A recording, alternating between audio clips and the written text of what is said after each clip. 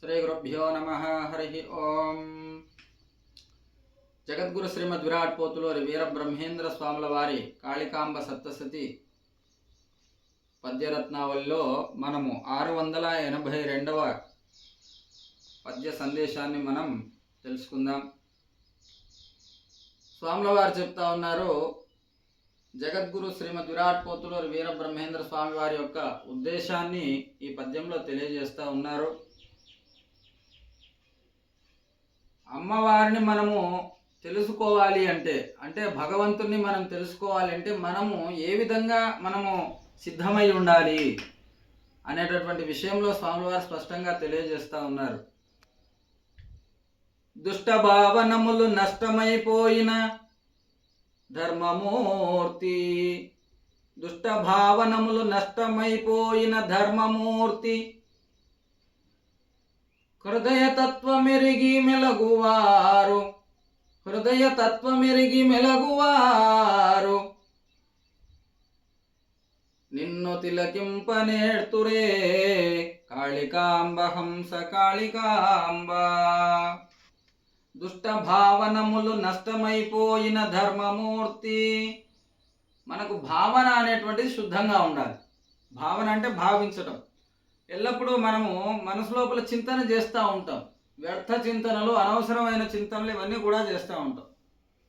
ఆ చింతనలు ఏవి కూడా రానియకుండా మనస్సును పవిత్రంగా ఉంచుకోవాలి అని చెప్పేసి బ్రహ్మేంద్ర స్వాముల వారు చెప్తా ఉన్నారు. అంటే దుష్ట భావనములు నష్టమైపోయిన, ఇవన్నీ నష్టమైపోవాలి. మన లోపల చెడు ఆలోచనలు అనేటువంటివి రాకుండా మనము మనస్సుని కట్టడి చేస్తూ ఉండాలి. మనస్సు దేని విషయంలో ఏదే కానీ దుష్ట చింతన విషయంలోకి వెళ్తుంది అంటే దాన్ని మనము అడ్డుకట్ట వేయాలి. అట్లా వేస్తే మనము ఆ కాళికాదేవిని మనం చూడవచ్చు అని చెప్పేసి వీరబ్రహ్మేంద్ర స్వాముల వారు ఈ యొక్క పద్యంలో సందేశాన్ని అందిస్తూ ఉన్నారు. అంటే దుష్ట భావనములు నష్టమైపోయిన ధర్మమూర్తి, తాను ధర్మస్వరూపుడు అవ్వాలి, ధర్మమూర్తి కావాలి. అంటే అన్యాయాన్ని చేయకూడదు, ధర్మ ప్రకారం నడుచుకోవాలి అని చెప్పేసి చెప్తా ఉన్నారు.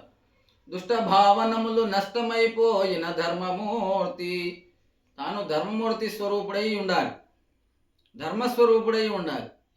అట్లా ఉండి హృదయ తత్వమెరిగి మెలగువారు, హృదయతత్వాన్ని తెలుసుకొని మెలగువారు అంటే ఇతరులతో సాటి వారితో ఎలా ఉండాలి అంటే తనను అర్థం చేసుకొని మెలిగేటువంటి వాళ్ళై ఉండాలి. అంటే ఇతరులకు హాని చేయనటువంటి వాళ్ళై ఉండాలి అని చెప్పేసి స్వాముల వారి యొక్క సందేశం.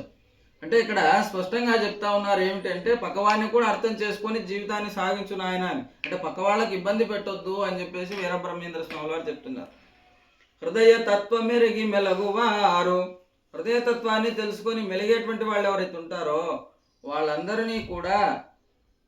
వాళ్ళందరూ ఎవరైతే ఉంటారో వాళ్ళందరూ ఆ అమ్మవారిని తెలుసుకోవడానికి సాధ్యమవుతుంది.